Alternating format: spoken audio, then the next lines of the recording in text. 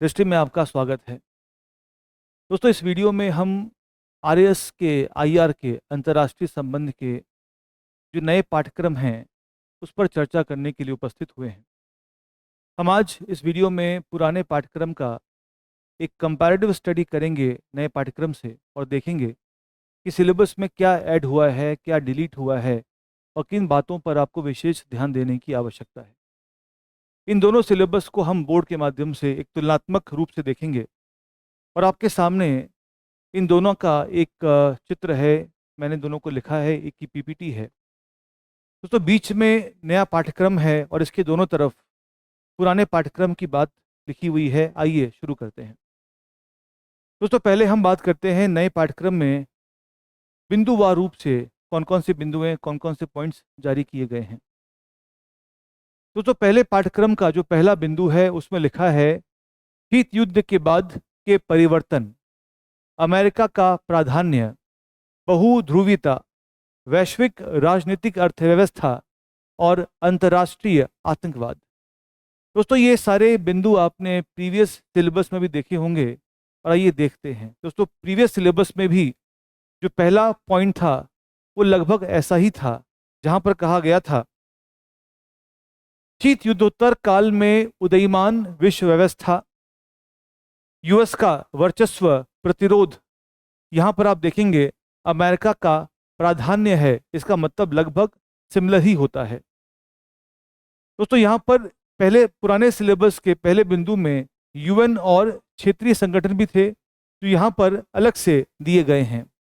इसके बाद देखें आप, अंतर्राष्ट्रीय अर्थव्यवस्था की गत्यात्मकता और अंतर्राष्ट्रीय आतंकवाद, ये सारी चीज़ें प्रीवियस सिलेबस में थी और दोस्तों इस बार भी नए सिलेबस में भी क्या है, इन सारी बातों का जिक्र यहाँ पे आप देख सकते हैं। इसका मतलब ये होता है कि नए सिलेबस और पुराने सिलेबस के पहले बिंदु में कोई बहुत विशेष अंतर नहीं है। हाँ, यूएन की जो बात यहाँ पर पहले की गई थी उसे अलग से लिख दिया गया, अदरवाइज दोस्तों लगभग सिलेबस में सिमिलैरिटी देखी जा सकती है। अब चलते हैं दूसरे बिंदु की ओर। दूसरे बिंदु में आप देखें भारतीय विदेश नीति के निर्धारक तत्व। ये नए सिलेबस की हम बात कर रहे हैं। नए सिलेबस में जो सेकेंड पॉइंट है उसमें लिखा गया है भारतीय विदेश नीति के निर्धारक तत्व और विशेषताएं, प्रमुख वैश्विक शक्तियों एवं पड़ोसी देशों के साथ भारत के संबंध, प्रवासी भारतीय समुदाय और सांस्कृतिक कूटनीति। दोस्तों, पुराने सिलेबस के दूसरे बिंदु को जरा देखें तो हमें मिलता है कि पुराने सिलेबस में भी भारत की विदेश नीति की चर्चा है, भारत की विदेश नीति का जिक्र है। यहाँ पर लिखा गया है उस विदेश नीति के निर्धारक तत्व क्या हैं, उसका उद्विकास कैसे हुआ।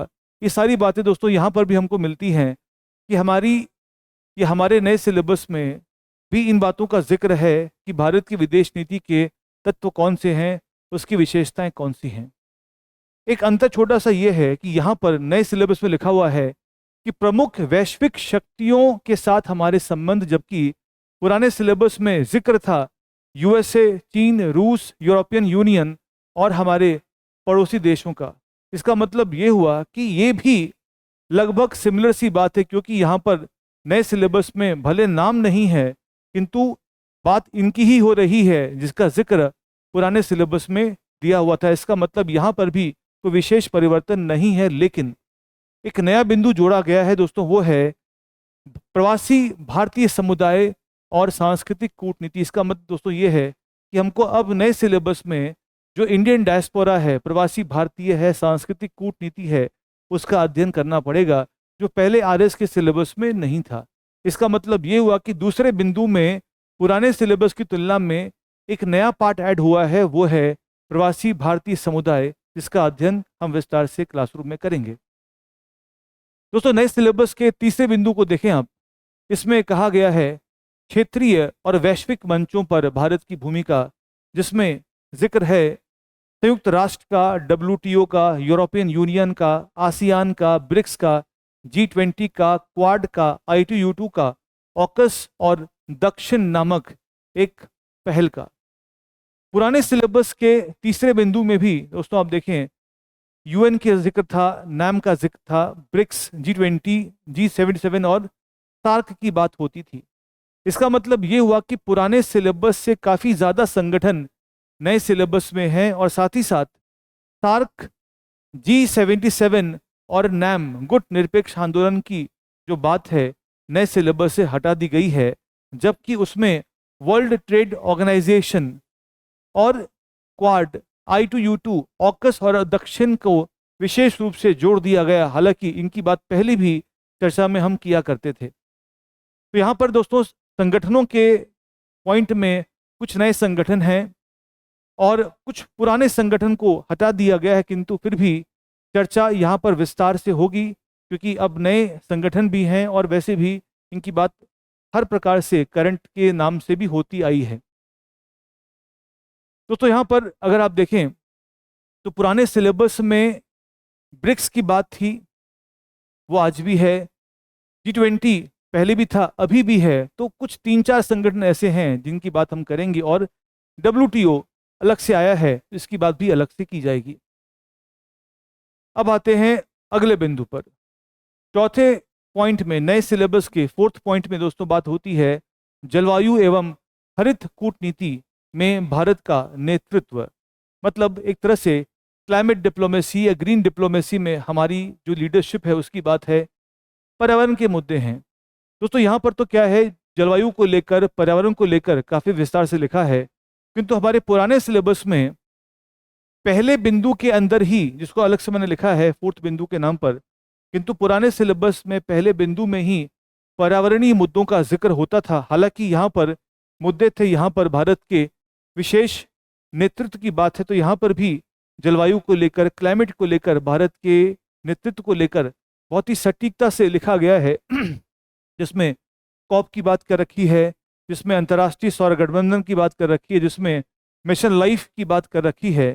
तो यहाँ पर दोस्तों हम देख रहे हैं कि सिलेबस में थोड़ा बदलाव है, थोड़ा सा विस्तृत किया गया है, जिसका विस्तार हम क्लासरूम में विस्तार से करेंगे। दोस्तों अंत में जो 5वां बिंदु है वो बेसिकली हमारी कंटेम्प्रेरी स्ट्रैटेजीज हैं। हर विदेश नीति के निर्माण में, उसके क्रियान्वयन में आपको कुछ नए रणनीति अपनानी पड़ती है। तो यहाँ पर एक तरह से एक करंट ओरिएंटेड, विश्लेषण ओरिएंटेड एक टॉपिक है जिसका नाम है भारत की विदेश नीति में समकालीन रणनीतिक उपक्रम, हमारी कंटेम्प्रेरी स्ट्रैटेजीज क्या होंगी। दोस्तों ये दरअसल पूरे IR का एक सार है, हमारे करंट का ओरिएंटेशन है, इसका जिक्र अलग से किया गया है। और हमारे सिलेबस, पुराने सिलेबस में जो बातें थी दक्षिण एशिया के बारे में, साउथ ईस्ट एशिया के बारे में, पश्चिम एशिया के बारे में, उनका जिक्र हटा दिया, किंतु फिर भी जो चीज़ें हटाई गई हैं उसको हम डिस्कशन से हटा नहीं पाएंगे, क्योंकि इनके बिना हमारी प्रेजेंट कंटेम्प्रेरी रणनीति का निर्माण नहीं हो पाएगा। मान लेते हैं